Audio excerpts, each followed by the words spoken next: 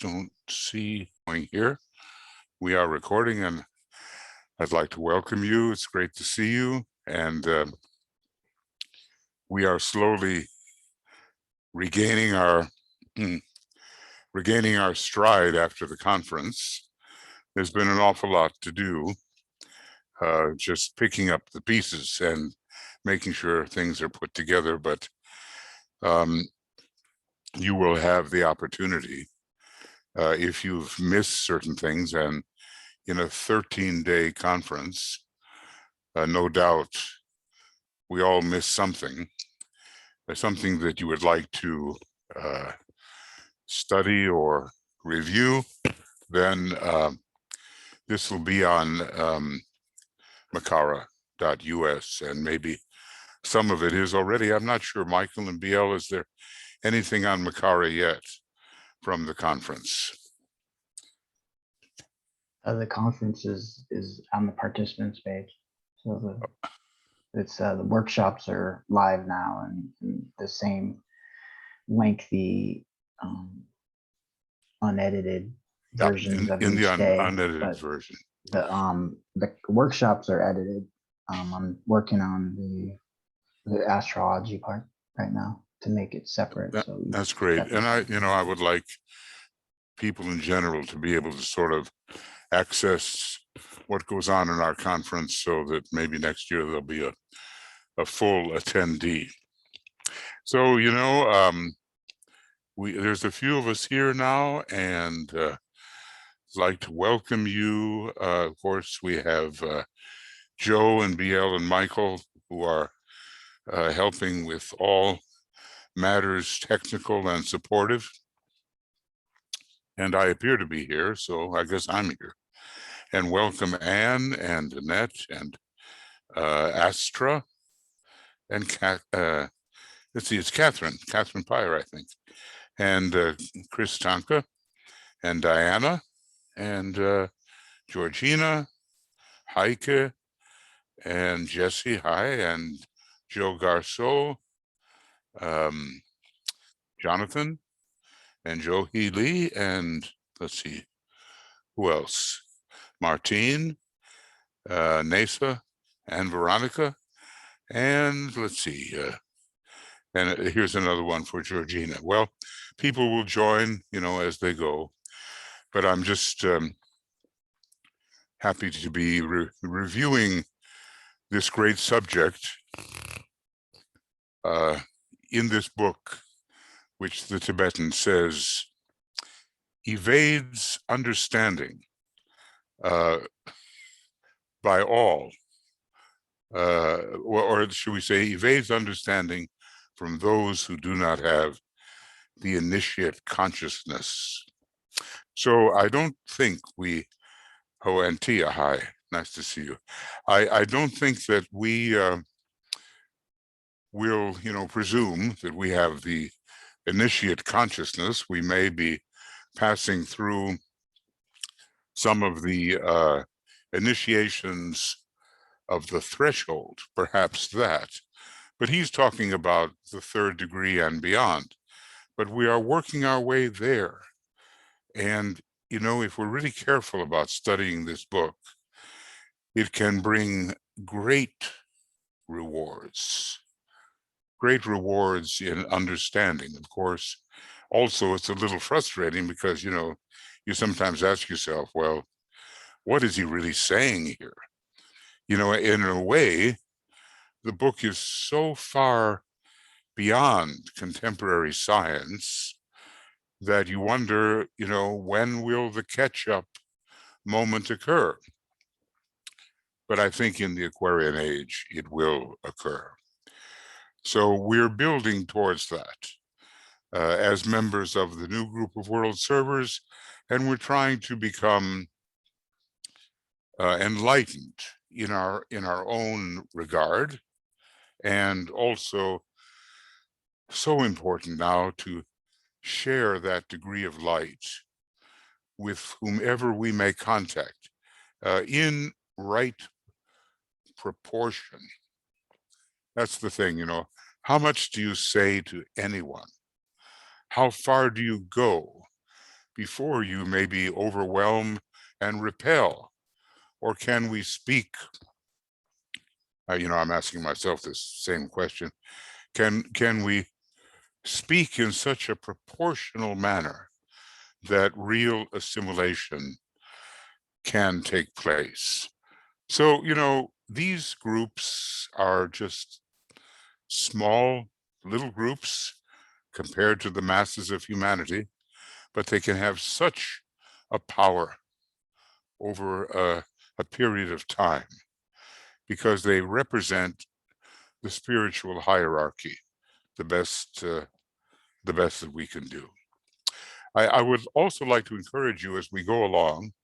I never know what's going to be said, and maybe you don't either, but keep some notes or make notes on your computer or something that you would like to bring up and discuss, because otherwise the whole thing can just flow by and you say, well, oh, what was I interested in all of that information? So if something strikes you when we are going through a particular section of the book, make note of it then, so we can take it up when we have our discussions. And the next few days, next week is going to be quite demanding. We have all of the Gemini work and the sacred pentagram work and the pre-full moons, which in Gemini are special. There are 3 pre-full moons that DK talks about, emphasizing in order: love, resurrection, and contact. And then we get into the actual moment of the full moon. So it's really a high point, this festival of the Christ, festival of humanity. And don't forget that on the full moon day, we call it World Invocation Day. And Atuya is setting something up for that, so that 15 minutes before every hour, someone from a different country, I don't know all who she may have been in contact with, will be saying the great invocation in their own language, and we will think in our language. And that's what we're supposed to do on World Invocation Day. And if you want to say the great invocation out loud more often, then you're perfectly welcome to do that. It's really important to get it into the ethers. It's still our greatest instrument for facilitating the reappearance of the Christ and the externalization of the hierarchy. So let's always remember the immense power and value of the great invocation. Now, let's see where we are here. Where am I? Yeah. Okay. So we seem to be beginning a new section. I better do this so I can see what I'm doing. And it's on the, I think we ended last time with a basic discussion of the, on the physical plane, the salamanders, the fire spirits, the Agni Shaitans, which are of 2 types, the pranic elementals, and other devas. It's just a little hint, but we have to keep these parallel kingdoms in our consciousness. Yeah. And so now we're going to, we could review that, but he also talks about the astral plane and especially the Agni Suryans, and they are a difficult group of devas to deal with. So many of the disasters and abortive efforts of magicians come because they do not have mastery over the Agni Suryans of the astral plane, and they occultly drown because they do not know the methods of protecting themselves. But the Agni Suryans as well come in two different forms. And one of the forms is Buddhic, just the way, if you look at the Agnish Vatas, who are the mental devas, you know that they are divided into two groups, the lower four subplanes and the higher three subplanes of the mental plane have two different qualities of Agnish Vata. And I do believe, I don't know if he's mentioned it, but it's kind of my estimation of it, that the Agni Chaitans, which are very etheric, shall we say, etheric physical, have their higher correspondence of Agni Chaitans on the atmic plane. Now, when we want to be able to acquiesce to the will of God, the planetary logos, and that requires some kind of atmic susceptibility at some point. It's not that we can reach, actually, the place where the permanent atoms are found on the atmic or Buddhic plane. He says that's of so high a nature that it's even beyond what the masters can do. But there can be some kind of downflow from our efforts to project, and that downflow can reach us and cause quite a radiation, whether it's of light or of love or of the will to good, spiritual will. So we're working to make the triad, the spiritual triad, more familiar to ourselves. We have all the words, of course, but the words are not the same as the experience. So, let's persist and hope for the coming of the experiences which will validate in our consciousness the reality of these higher levels. Yeah, as he says here, these, let's see if he says, these elementals and devas are called the Agni Suryans, and in their totality are the fiery essences. And think about that combination of words, the fiery essences of Buddhi. Hence, their lowest manifestation is on the sixth plane, the astral. Okay. Further information concerning these Deva lives will be found in this treatise, where they are dealt with at some length. I think we begin to realize what Master Decay tried to give us, and which he is so well equipped to give us. And I'm hoping for all of us that in the next approximately 4 years, we really apply ourselves to the assimilation of what he has given. Because after that, something entirely new may begin to dawn, and we want to be ready with a platform of assimilation, which we will not have unless we really apply ourselves. So here we are on page 69, and I'm just I think that's probably where we left. I can't do too much other than highlight in the book. That's all I can do at the moment. And this is the personality ray and fire by friction. So he divides his subject into the work of the three rays.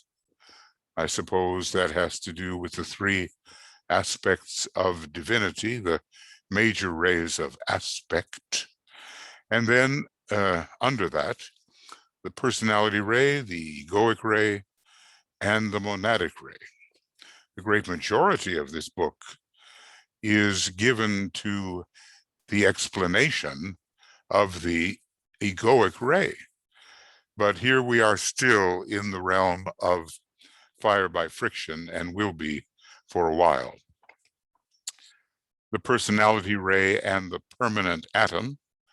And by that, he does not mean, of course, the higher permanent atoms.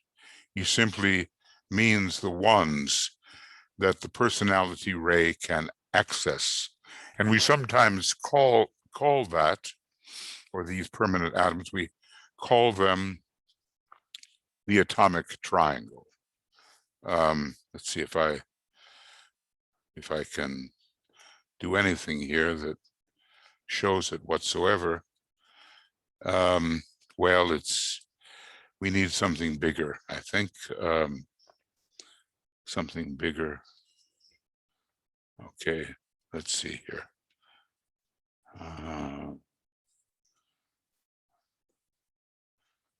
Let's see, yeah. So the personality ray has to do with two permanent atoms. The etheric permanent atom, we call it the physical permanent atom, the astral permanent atom, but not the monastic permanent atom. Rather, the mental unit, which has been, it's a fourfold structure, and it's been built up even during the animal phase as mentality has grown. So the personality ray can operate upon these three members of the atomic triangle. And if you really look at it, what we call personality focuses, or at least potentially so, on the same subplane, i.e. subplane number 4, as the mental unit. The mental unit is found there as well. So let's see if I can, I don't know if I can make anything any bigger. Usually I can, but I'm not succeeding here.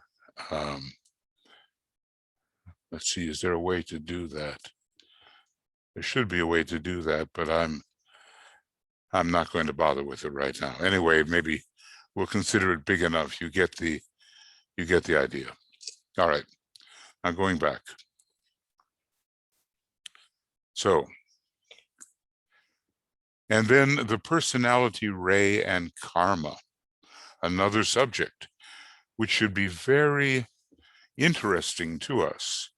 See, basically, a lot of karma waits for us to reincarnate. It's stored within the necessity for it is stored within the atomic triangle. And when we leave behind those three vehicles and spend time within our causal body between incarnations, we are not subject to that karma. We have a different consciousness altogether, fed by the angel of the presence, fed by the master who works with souls. But when we re-enter, the karma awaits for us, and it is the angel of the presence representing the solar angel who determines just how much and of what type of karma should be worked off in a particular life. They are experts when it comes to handling the members of the atomic triangle. So maybe, we have an enhanced consciousness, but these great beings, the solar angels, have already been to Sirius and have changed hierarchies and have developed a tremendous monastic knowledge of the operation of the members of the atomic triangle. So they, how can I put it? They know how to stage an incarnation so that there can be success, so that the personality need not be overwhelmed, and so that a certain amount of karma, whether good or bad, it's all binding, can be worked out. All right. Now, the work of the three rays. I just want to somehow prove to myself that I can actually highlight anything. All right. We here touch upon a matter of wide general interest, yet which is withal very little comprehended. We can attest to that. I refer to the subject of the permanent atoms. Now, remember that DK said, don't get too invested in the study of the permanent atoms, because it will take you backwards and will materialize your consciousness, or at least attach your consciousness to the material factor. But we have to know something. So let's take a look at what he says here in this note. Oh, it's a big note. I'll read it. Permanent atom. An appropriated point of atomic matter. Now, in general, you see they are found on the atomic subplane. The mental unit is not an entire permanent atom. Okay, a tiny center of force, which forms the central factor and attractive agency around which the sheaths of the incarnating monad are built. So it is a center of power. It is magnetic. It attracts the materials needed to build the sheath, and maybe is involved in the dissipation of that sheath as well. So these are analogies. The incarnating monad builds its sheaths, and then the analogy. These are strung like pearls upon the sutratma, or thread. It's called the life thread. It is the living, sustaining factor which keeps the various vehicles in incarnation. If the life thread were withdrawn, it's sometimes called the silver thread. DK says, well, maybe that's not the best name for it, but it is sometimes called that. The silver thread, then there is dissipation and disintegration on the outer levels. Okay, the word ray, a stream of force or an emanation. Now, let's see, there's a, I am a point of light within a greater light, okay? And now comes what describes what a ray is. I am a strand of loving energy within the within love divine. I forget exactly what stream, within the stream of love divine. I'm a strand. So a ray is a connecting stream of energy, a stream of force, or an emanation. Now, in a way then, every particularity within our universe, whether it's a great being or a lesser being like we are, or a little atom of substance or a subatomic particle, they are all in a way emanations, and they are all characterized by their ray quality. They ray forth from whatever logos is the hyparxis, that's a word, hyparxis, the head of a hierarchy. They ray forth, whether they're big or little. And we happen to be, a ray as well. We are an emanation. The Buddhists really study emanation. The Gnostics studied emanation. And it's a very important concept for us, this emanation of the many from the one. The solar logos, or the macrocosm, now, there are really big macrocosms, but he's stopping with the solar logos, manifests through 3 major rays and 4 minor rays. Familiar idea to us, of course. The monad, or microcosm, in a way, the monad is the central spiritual sun in our little system, and appears to here to have an analogy to the solar logos. It is a sun-like factor in our system.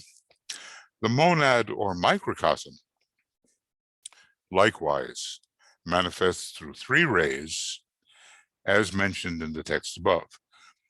All rays express a peculiar and specialized type of force. Now just think of the combination of the various rays that are likely to be found in the system of any human being. I once thought of having some kind of colored insignia for every person, with the monadic ray drawn in its color at the very center, and with concentric circles of different colors representing the different vehicles and their rays. It would be like an insignia that would show you coloristically your energy system all at once. Okay, so all rays express a peculiar and specialized type of force. And then the triad. This is literally Atma Buddhi Manas, the expression of the monad, sometimes called the personality of the monad, just as the personality is the expression of the ego. And by ego, well, we can mean a couple of different things. We can mean the spiritual triad, or we can mean the egoic lotus, causal body. The monad expresses itself through the triad. And in its lowest or third aspect forms the egoic, or causal body, the infant or germinal ego, basically, let's see, through the triad. In other words, it's the mental permanent atom on the first subplane of the mental plane that generates the egoic lotus. And of course, with the help of the solar angel and the help of the master, but especially the combination. In other words, the ray of the lowest part of the triad, and all those points in the triad have the same ray, extends itself onto the second, really onto the third level of the mental plane, and is instrumental in generating a causal lotus. I wonder if well, maybe we just kind of look at that here. And basically, here's the monastic permanent atom, okay? Now, open with, okay. And you see there's a line that goes from it onto the higher mental plane, and basically it starts to generate the egoic lotus on the third subplane first. But it does seem to have a connection with the very center of that egoic lotus, which is, in this particular case, found on the second subplane. Of course, this is probably a picture of a more advanced type where the egoic lotus, through preliminary initiation, has moved from the third subplane where the egoic lotus of average man is found onto the second where the initiate egoic lotus is found. All right. Now, let's see where we are here. All right. Germinal ego. Okay. Similarly, the ego expresses itself through the threefold lower man, mental, emotional, and etheric, these being the reflection of the higher triad. And these three give rise to dense physical manifestation. Okay, a reflection in this particular case, Atma can correlate with mind. The Atmic plane is a very mental plane. Buddhi will naturally and always correlate with the emotional body. And the lowest part of the triad, the abstract mind, will correlate with the etheric system. Now, there are ways to reverse it so it's upside down, and a different type of reflection will then take place, which is not like a superimposition, it's more a turn. And in that case, Atma will correlate with the etheric physical, Buddhi again with the emotional level, and the abstract mind will correlate with the concrete mind.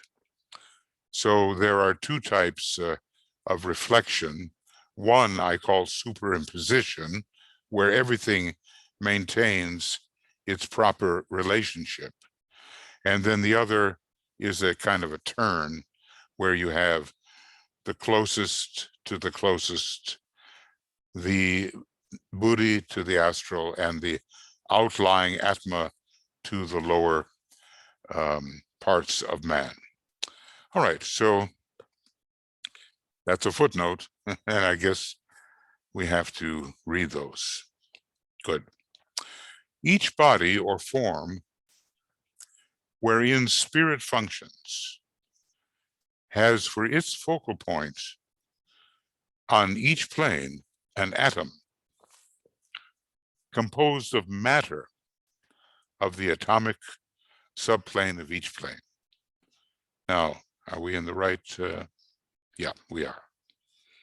I'm always aware that I may forget to press the right button, and I'm talking about something that is not being demonstrated or visibly demonstrated. All right, so now this leaves the mental unit out of the picture, but if you combine the mental unit with the monastic permanent atom, you are combining a 4 with a 3, and you get the 7, which are found in the astral permanent atom and in the etheric permanent atom. As far as the Buddhic permanent atom goes, it is said to be threefold. As far as the atmic permanent atom, it is also said to be threefold and not sevenfold.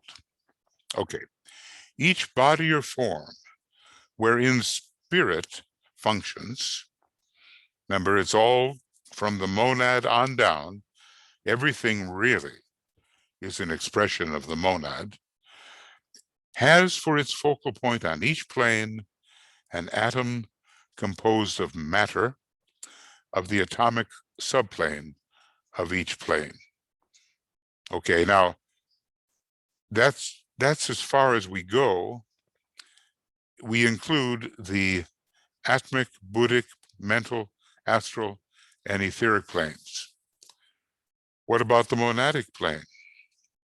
What about the logoic plane? Well, there are vortices of force on those planes which work their way down into all of the lower planes and subplanes.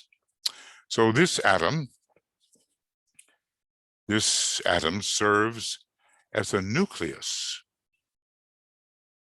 a central powerhouse for the distribution of force, for the conservation of faculty, meaning what you built up in your personality life is stored in these permanent atoms, and then via Venus, via the solar angel, angel of the presence, is alchemized, uplifted, withdrawn into the egoic lotus. So your faculties are built into the permanent atoms, but the egoic lotus, the angel of the presence, has a way of extracting that quality that you have built and building it into the egoic lotus. They are said to be these solar angels, angel of the presence, experts in alchemy.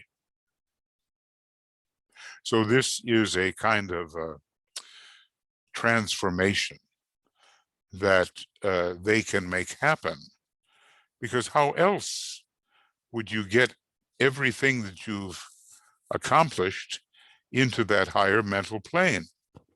You couldn't do it. We need them to help do it. Okay, this serves as a nucleus for the distribution of force, for the conservation of faculty, for the assimilation of experience. You know, we do a lot of things, and what's the harvest of it all? And for the preservation of memory. All memories are stored in the permanent atoms. These atoms are in direct connection with one or other of the three great rays in connection with the microcosm, which we are, you know. Okay.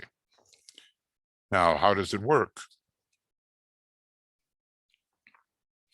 The monadic ray is the synthetic ray of the microcosm.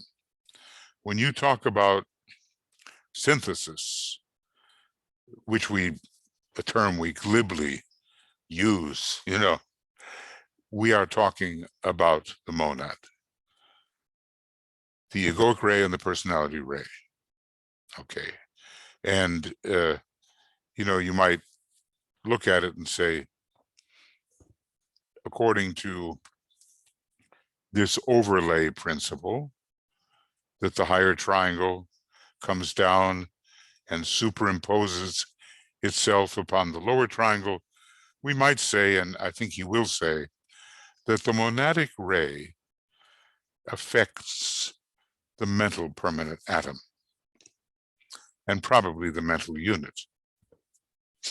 The egoic ray particularly is associated with the astral permanent atom, and the personality ray is particularly associated with the etheric permanent atom. I could call it the etheric physical permanent atom, but it's on the etheric level of the etheric physical body. So it's truer to call it the etheric permanent atom.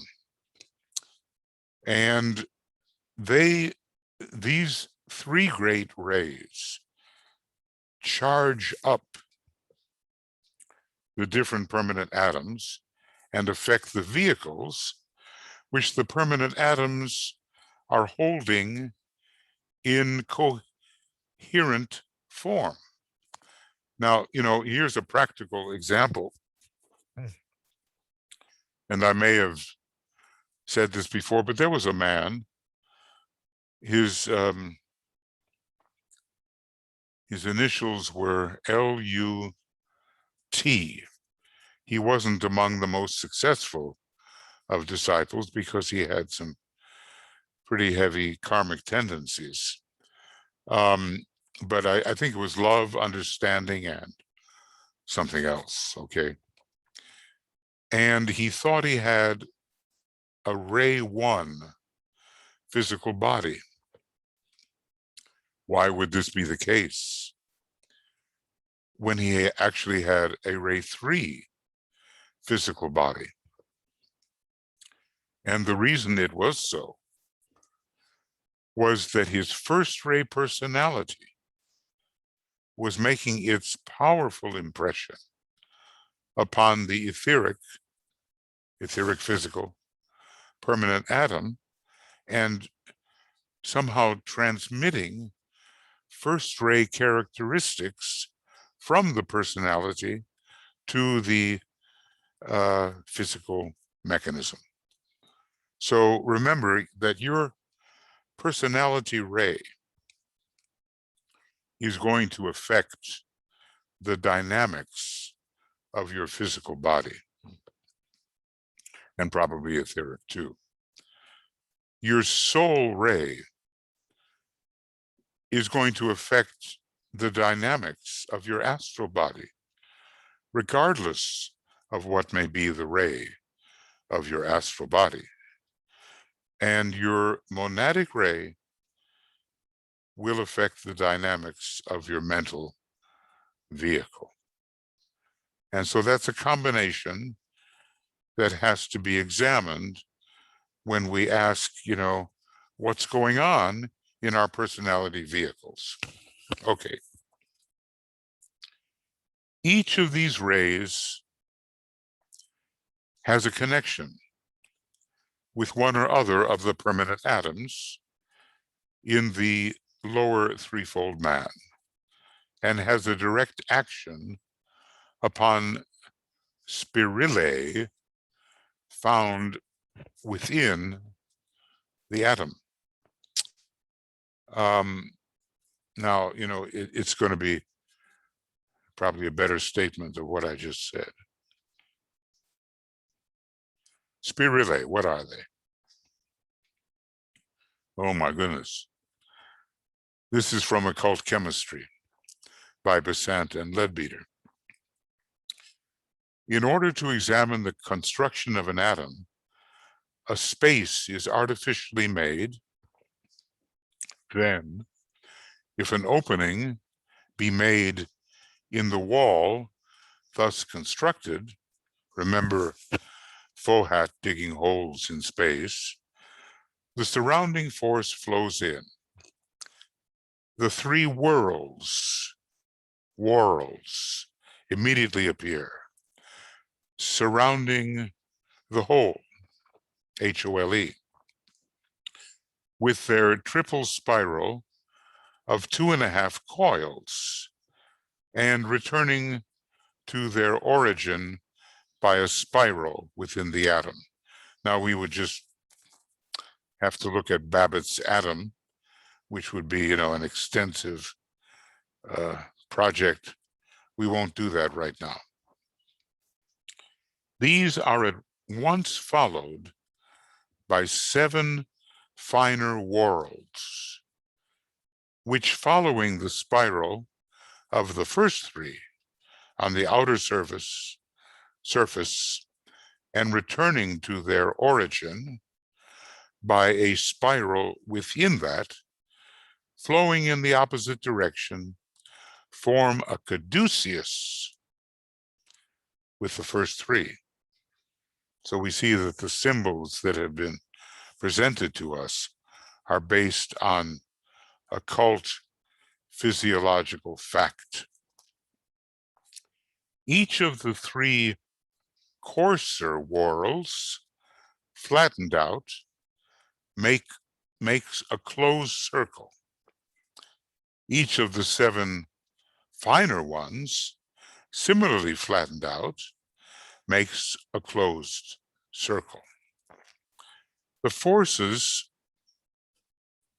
have I read that properly? Yeah. The forces which flow in them again come from outside, from a 4th dimensional space. Now, in some ways, we can consider the planes as dimensions.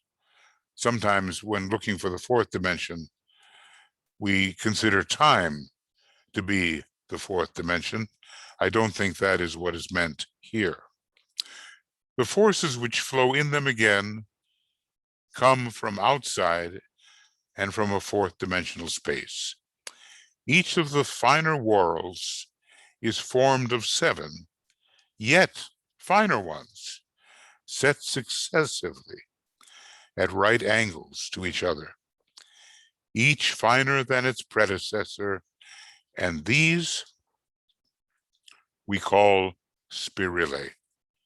So this is the story of the spirillae, and let's see, apply. No, it's read only. I can't do anything. Each spirillae is animated by the life force of a plane, and 4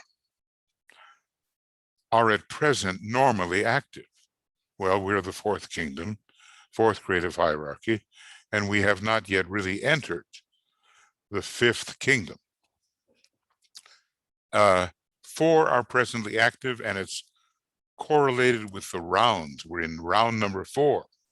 In round number 5, 5 of the spirillae will be activated.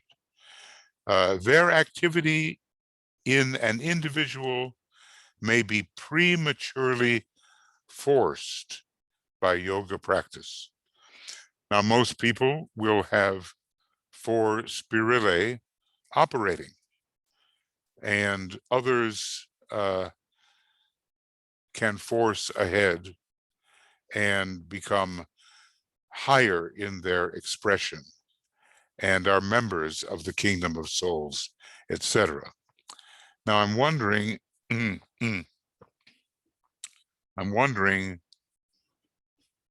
that's not it. If I can possibly locate something here, and at least to take a look at it, and all right, here we go.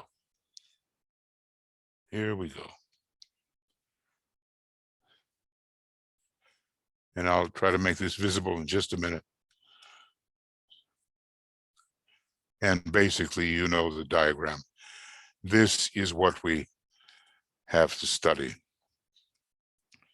And we have these different kinds of worlds, and spirillae are set at right angles to the worlds. And as I say, it's a huge project to really get in here and look at every particularity. But the idea is that different ranks of spirillae are activated at different levels of evolution. So if you are an average human being, 4 ranks of spirillae are activated. The 5th and the 6th are correlated with the causal body and with the spiritual triad. And the 7th and final rank of spirillae is correlated with the monad. Now, I'm not even going to get into all this, but we do see the 3 major ones, and we find different ways to count the 7. As I understand it, Babbitt was a student of Master K.H., and maybe that's where he got the information. But sometime we'll have to, I mean, it's just an itty-bitty kind of study and extremely detailed. We don't have to go into it right this moment. Okay, so we've seen a definition of spirillae. We've understood that usually there are 7 ranks of spirillae, and that the number of the groupings of spirillae correlate with the advancement of the human being. We are trying to become members of the 5th kingdom of nature. That will mean that 5 spirillae, in other words, the 5th group of spirillae will be activated. And if we go higher, the 6th, and higher, the 7th.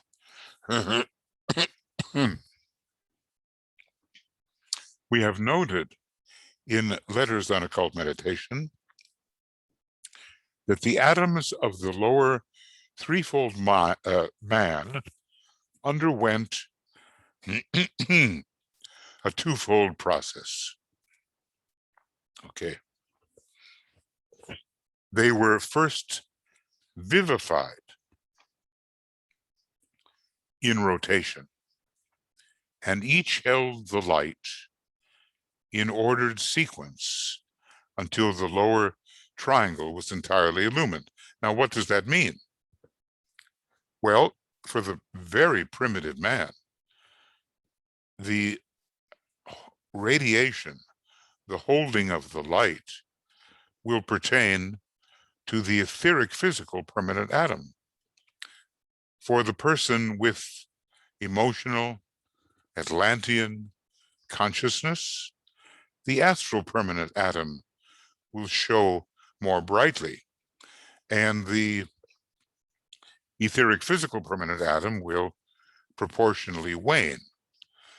For the mentally focused individual, and I didn't say mentally polarized yet, mentally focused individual, we will see the mental unit, which is an incomplete structure, having to be joined with the monastic permanent atom, but that will be the most vivified point.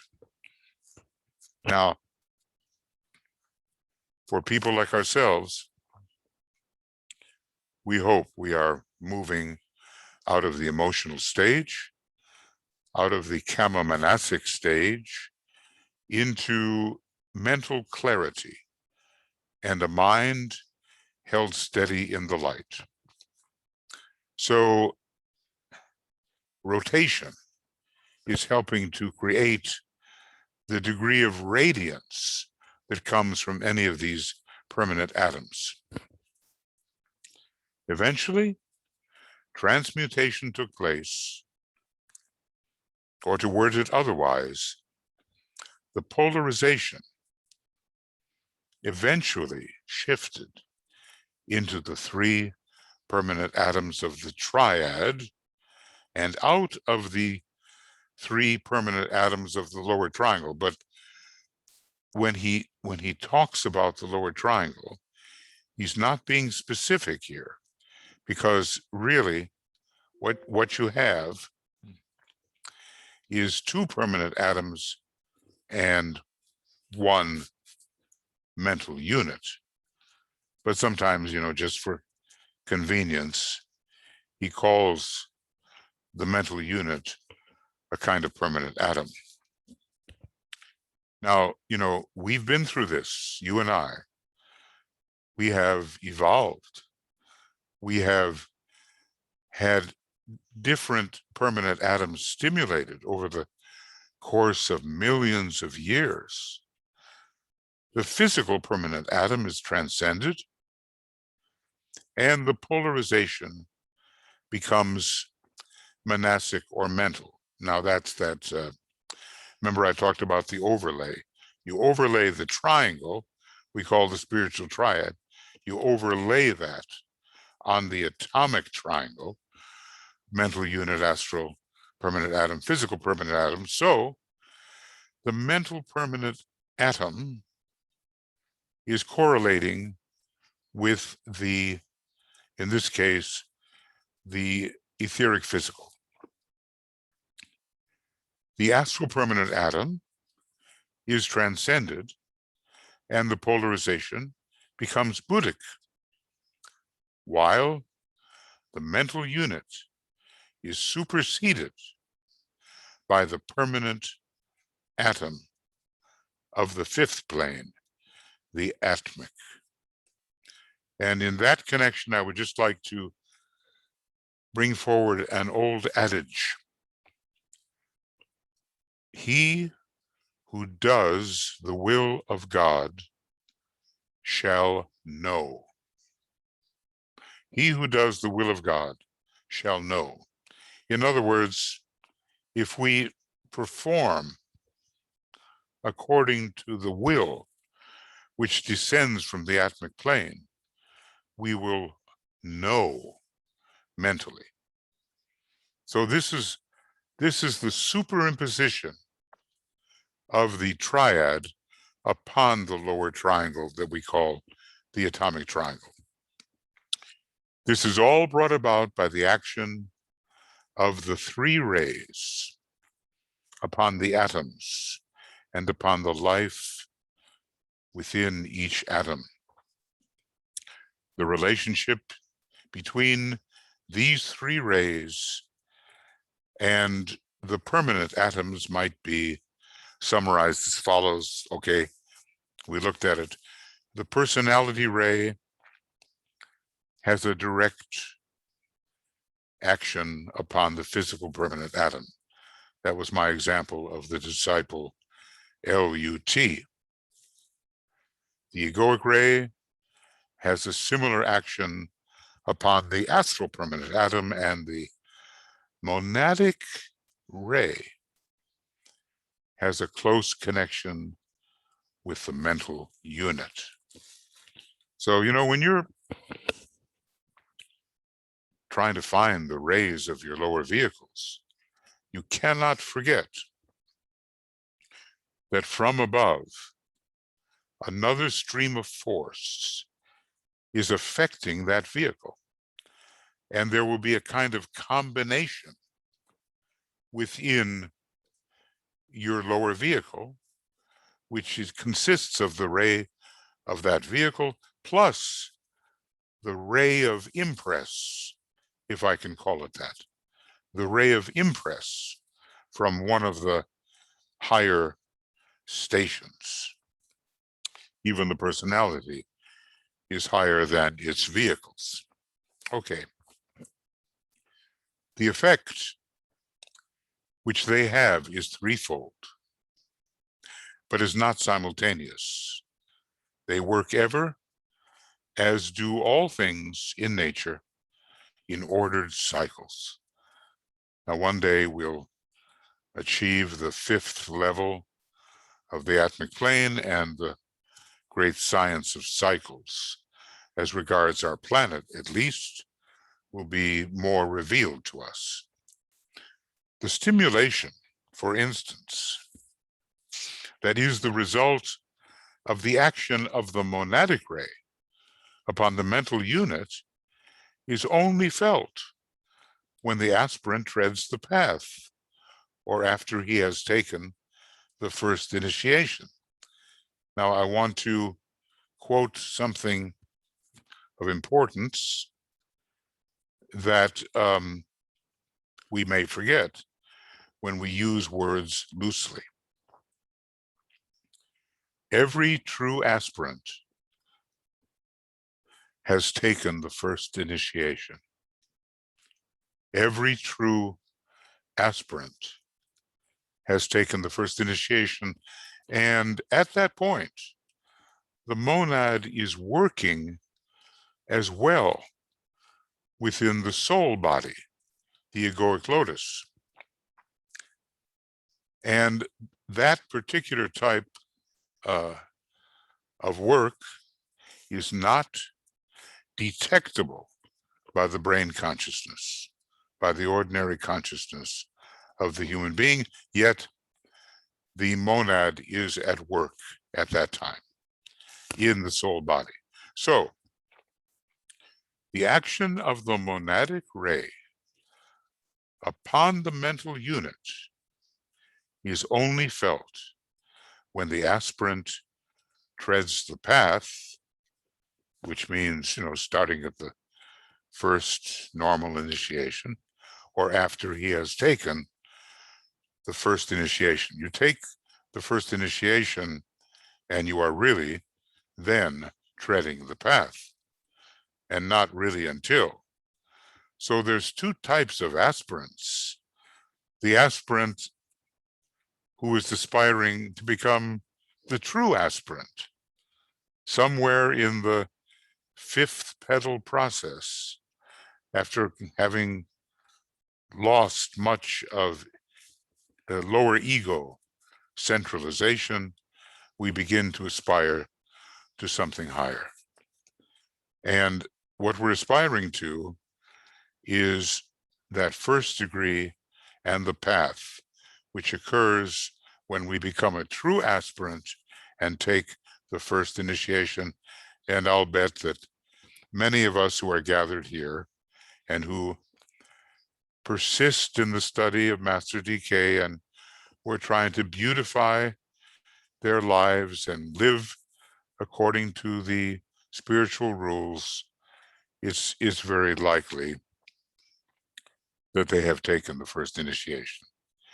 The action of the egoic ray upon the astral permanent atom, see, he's telling us the point in time at which this occurs, is felt as soon as the ego, your soul center, can make good connection with the physical brain. That takes a little while, and when you work in the arcane school and you work in the various esoteric schools, the first thing is to help connect up the brain, the mind, and the soul. So that's when the action of the egoic ray can be felt. When this is so, the egoic ray is beginning to affect the atom powerfully and continuously. This occurs when a man is highly evolved. See, you can be what he's calling highly evolved before taking the first initiation. Well, compared with where most human beings are at this time, it is a high stage of evolution. And then this is felt in the following way. Now, yeah, I'll just finish this little bit. First, I suppose this is the egoic ray we're talking about here. It plays upon the wall of the atom as an external force and affects its rotary and vibratory action. I suppose it speeds up and becomes more radiant.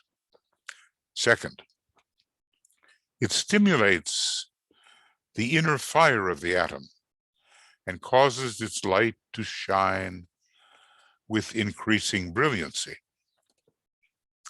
Third, it works upon the spirillae and brings them all gradually into play.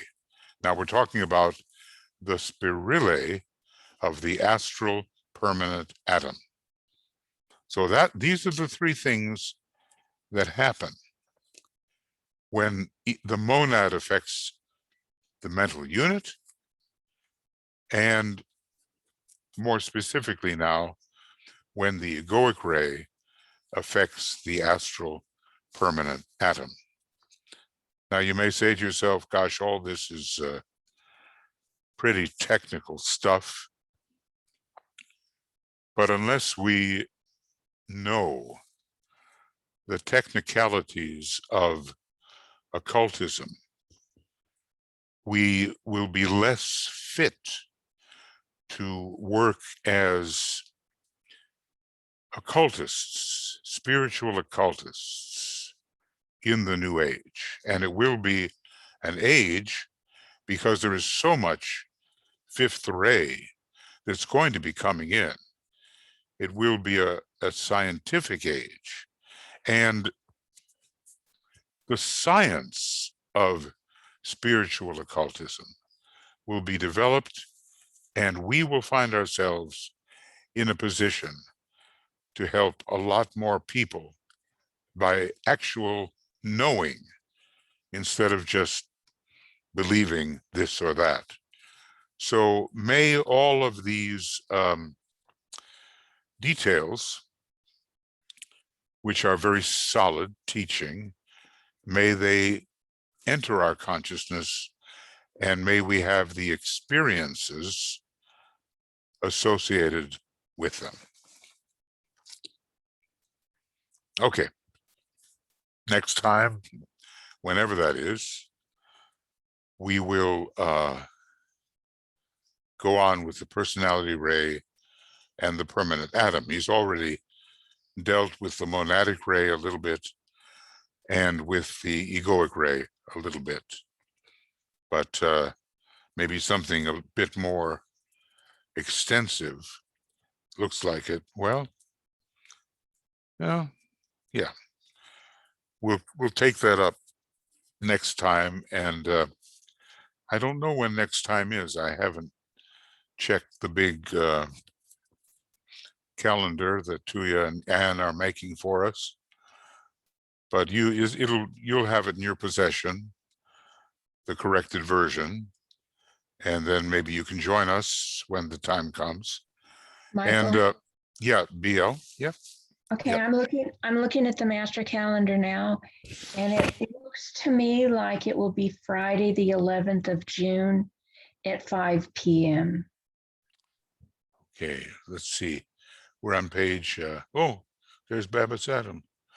Okay, I want to say thank you, BL, and I just want to say that that I've written detailed commentary on all this stuff.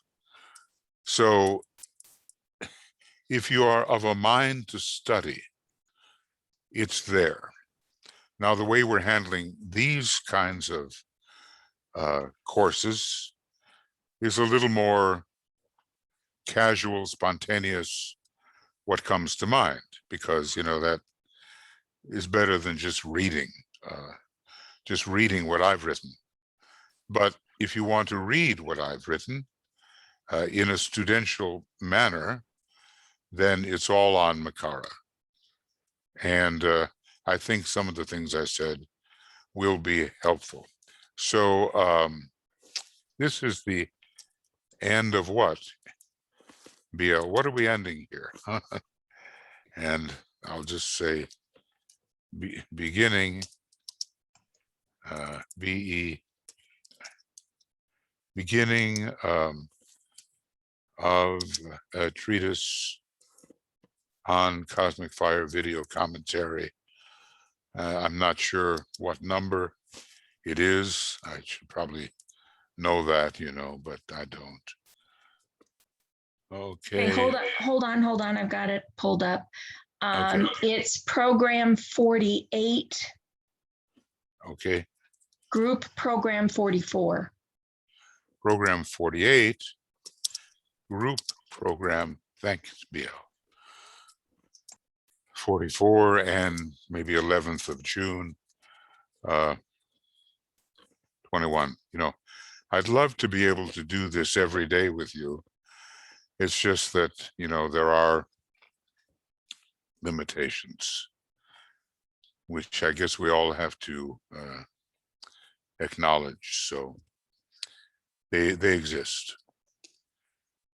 And you know, we have quite a extensive offering of these kinds of programs. So my advice to you is make it all into a sphere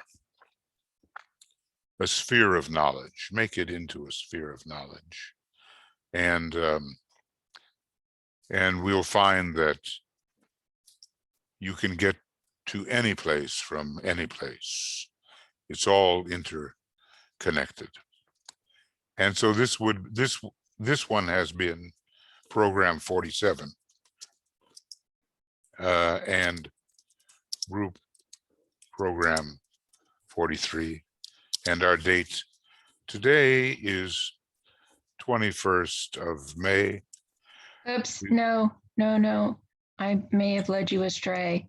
Oh, The last one we have posted to Makara was program 47 and was group program 44. So this is program 48, group program. Oh, wait a minute. This is 48, group program 44. The next one on the 11th of June will be 49 and group program 45. okay. So I'm going to just change that.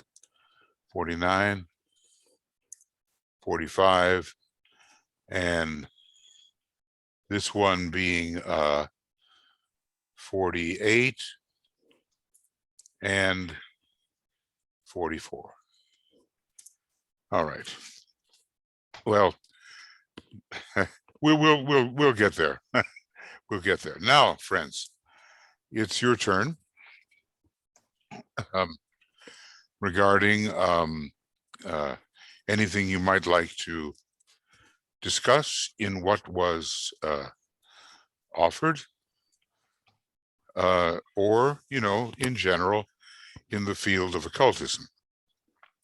If you have any thoughts or wish to either write or speak your thoughts. Michael? Yep. I just wanted to say that when you were talking about, you know, our rays and the concentric circles and the different colors, Dwayne Carpenter has done a lot of work with that, and he's got that information on his website. He takes them, he puts it. Does he have the concentric circles on his website? Oh, okay. Well, not only does he have the concentric circles in the website, but then he is able to twirl them and make them. I can post a link of some of his really cool stuff. Okay, that's great. That's great. Dwayne really knows what he's talking about, and so Right. you can go there. You can go there. But first of all, of course, in a way, you have to think about your own color combination. See, I mean, because there are going to be many, many combinations. You know, like, let's just say if I was doing my own thing, I would have a spot of indigo blue in the center, surrounded by green, surrounded again by indigo, basically, and then with another circle of, I'll call it yellow and rose and green. Now that would be like unique to me. So in a way you have to ponder on your unique combination and see if contemplating it gives you any kind of recognition. And of course you can do this musically too. There are ways of sounding certain chords. The Tibetan goes into this quite a bit in Letters on Occult Meditation. And every one of those concentric circles would be associated with a particular note. And sometimes the notes are doubled. And when they are, they're stronger. So whether by color or whether by music, you can get kind of a symbol of your present entire ray combination. It may change somewhat in the next life, but probably your interior circles will not change. So, let's, take advantage of everything that Dwayne has, because he's artistically and occultly, he's been studying this a long time. Yeah. Okay, is there anything that anybody would like to say or ask or whatever? Okay, Jesse says, are there any documents you can point to that discuss the initiations and each initiation specifically and how it may work and what it entails occultly? There most definitely is. And it's not so much a document as the very first book for the general public written by the Tibetan, which you know is Initiation, Human and Solar. And initiation after initiation is discussed in great detail. All the ceremonial aspects, all the phases of it, the taking of the vow, the oath, the impartation of certain sacred and secret words, the creating of a vacuum which closes out those who have been attending who have not yet achieved that degree. I would say it's such a good book, Initiation, Human and Solar. And by the way, I have a detailed commentary on that written out on Makara.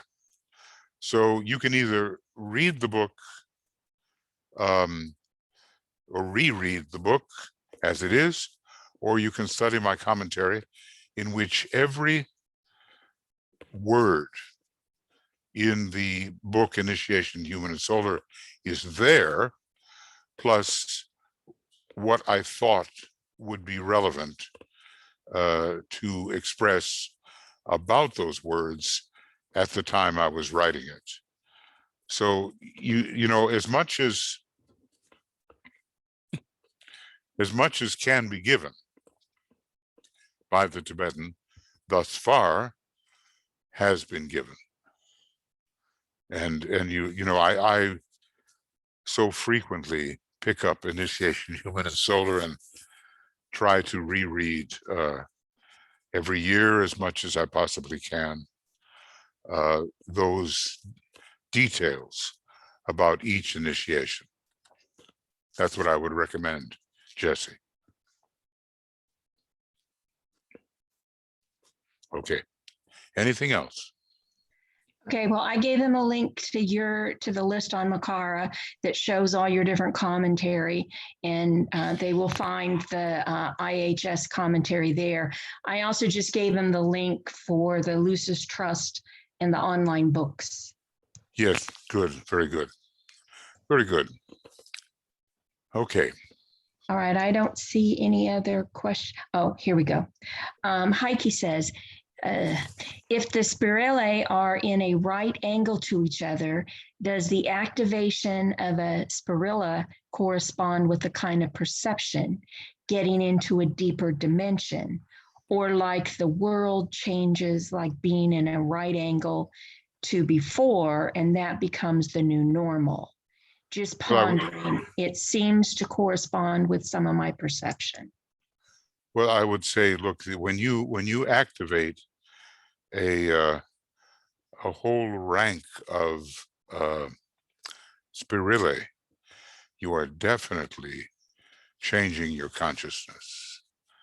In other words, a person who has the fourth spirilla, or the rank of spirillae activated, will have a lesser consciousness than those who have the fifth rank of spirillae activated, and so it goes. So it's all very progressive. And, you know, I understand what you're saying, the kind of right angle and maybe a different perspective arises. But I would simply say that the spirillae are part of the mechanism that open the door to enhanced perception on particular planes. So certain planes may be closed off to us. For instance, does anybody right now know what is going on in his causal body, because his consciousness is right now focused consciously in his causal body? And, you know, we could say, well, okay, maybe yes, maybe no, but probably not very extensively. But when the fifth ranking of spirillae are activated, then the consciousness of that plane and that particular structure or egoic lotus will be very conscious, and meditation will be much more successful. Now, the masters themselves, they pretty well still preserve the higher permanent atoms and their spirillae. And that means that they can be quite fully conscious on the atmic, Buddhic, and, well, abstract mental plane. So they've already done that, and it's in their consciousness. And by building the Antakarana, we can help activate those spirillae, which will open the nature of the plane to us, where right now things are a little bit obscure. So consciousness will be enhanced with the activation of higher and higher ranks of spirillae. Anything else? Jesse says perhaps the 90-degree crossover creates a chakra vortice, which brings in other forces. Okay, well, you know, it's a speculation, and let's just say that all of us are students of this coming science. So we make intelligent speculation, and the time will come when we can confirm whether our speculations are accurate or not yet accurate. It's certainly, you know, a thought that can be entertained.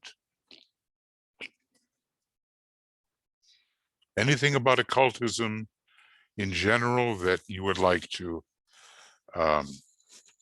discuss? I know it's a big load. All of this is a big load, and it's a heavy book in more ways than one, you know. It's got 1,300 pages in it, roughly. And it's a lifetime project for us. But we gain by having a well-stocked mind, as Alice Bailey said. Let the student of spirituality have a well-stocked mind to make sure that the speculations, the thoughts, have some kind of solid anchor to them. We've all seen what can happen when the mind becomes completely unhinged. There are people today following the most absurd conspiracy theories. It's almost like Alice in Wonderland, you know? They've gone down a certain rabbit hole and they've become obsessed with certain unfounded thoughts, which they take as reality. Now, we students have been mystics in the past, and that is a phase we must pass through, and we must retain what Neptune can give us. It's maybe the most important planet in this particular solar system. Even though we're told it doesn't really belong to the solar system, that's another matter. But occultism is going to depend on the planet of Uranus, the planet of occult mind. So without losing our sensitivity, our love, our connectedness to others, we begin to cultivate a cult mind under Uranus. And that's what this book, A Treatise on Cosmic Fire, is all about. And that's what the Tibetans' writing is all about, to deliver to those who are ready a form of stable spiritual occultism upon which we can rely and in which we can be confident when we talk to other people about reality rather than fancy or imagination, you know.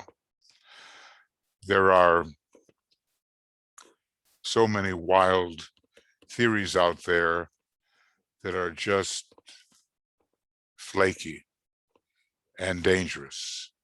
And we have to be an anchor for the consciousness, that the consciousnesses that we confront when we're dealing with other people.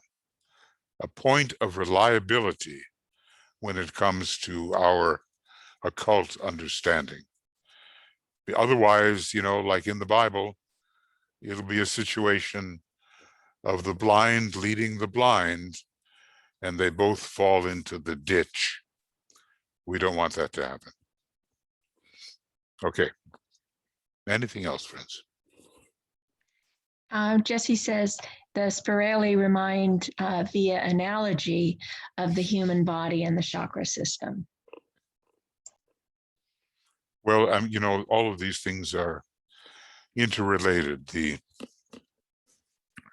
permanent atoms and the chakras are closely interplaying all the time. But the ability to focus in a particular area is depending on a particular plane, is depending in great measure on the degree of activation of the spirillae.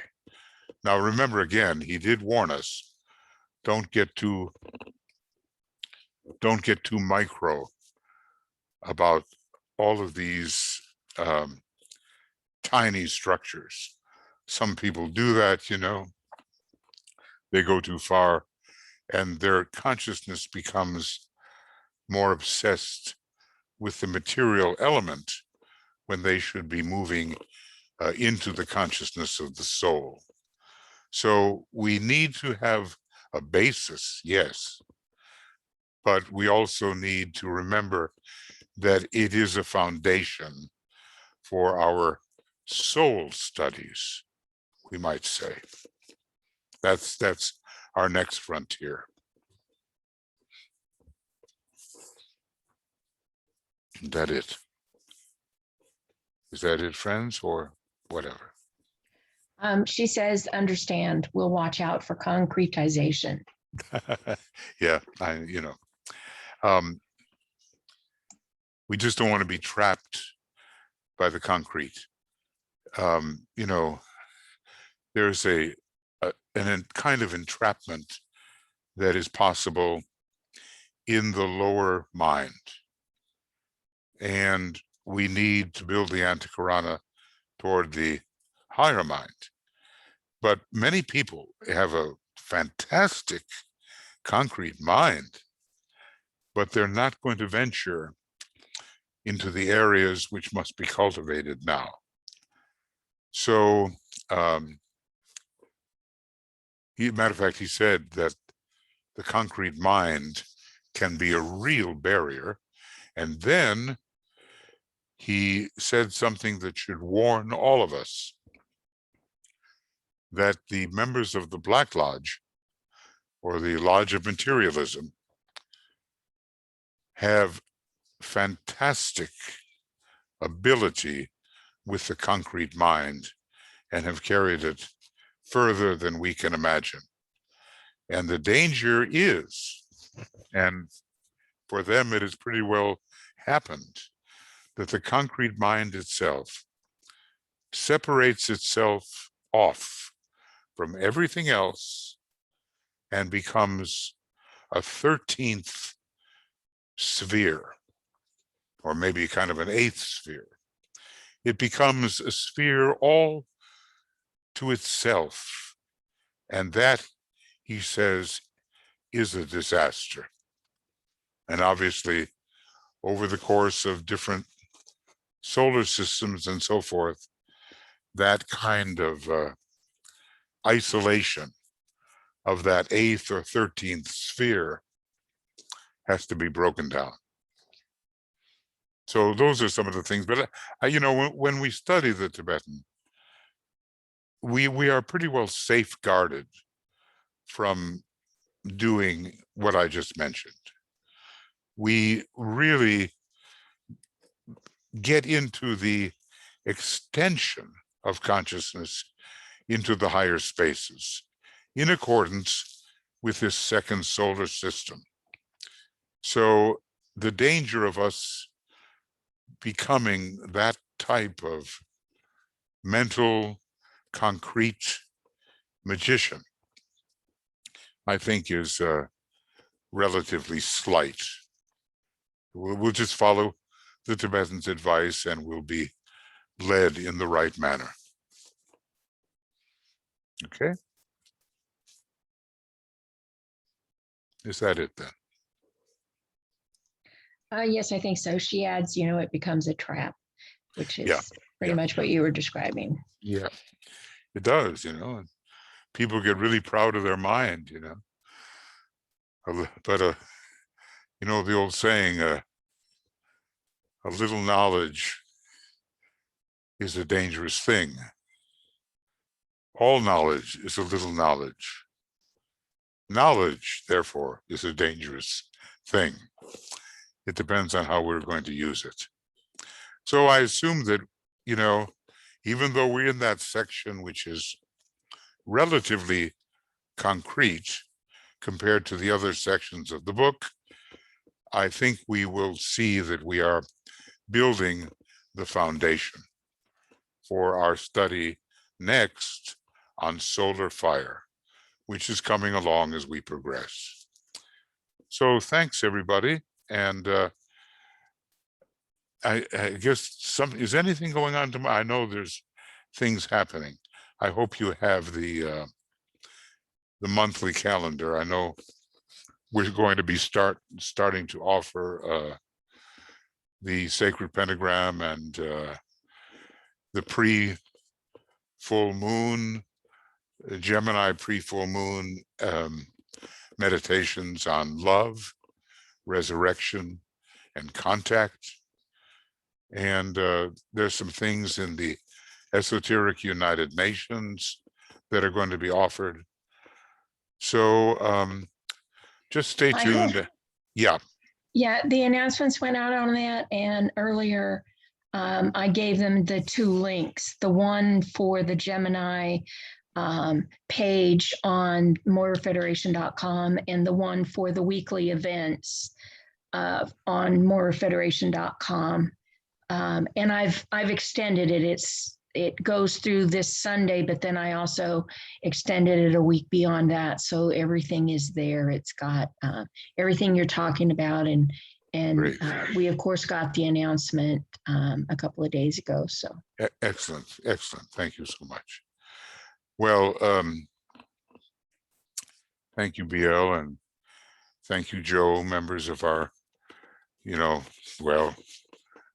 factotum, doing everything, communications team, and the other members of our communications team helping so much to make sure that the information gets to you.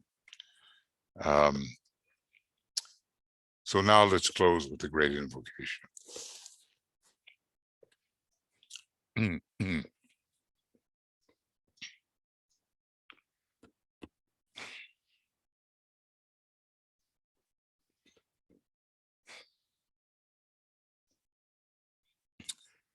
From the point of light within the mind of God, let light stream forth into the minds of men. Let light descend on earth.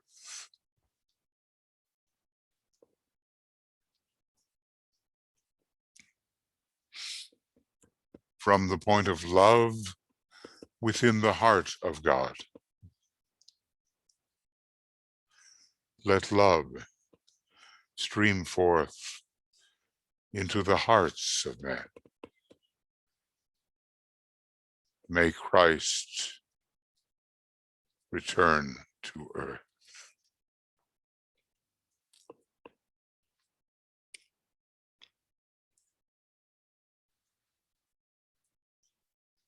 From the center where the will of God is known,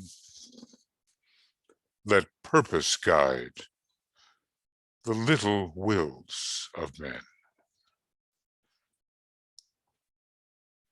The purpose which the masters know and serve.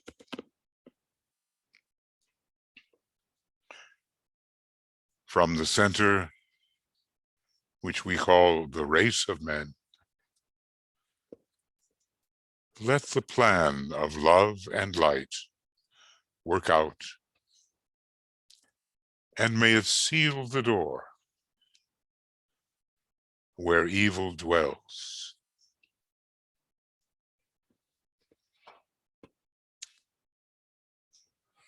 Let light and love and power restore the plan on earth.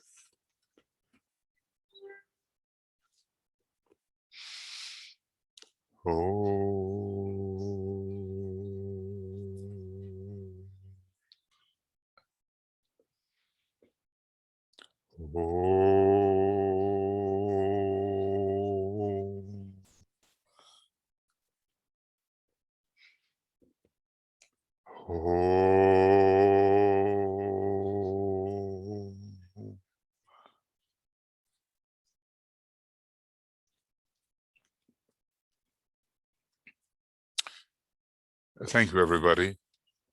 And we look forward to working with you during the coming week, which is a spiritually very important week in the higher interlude.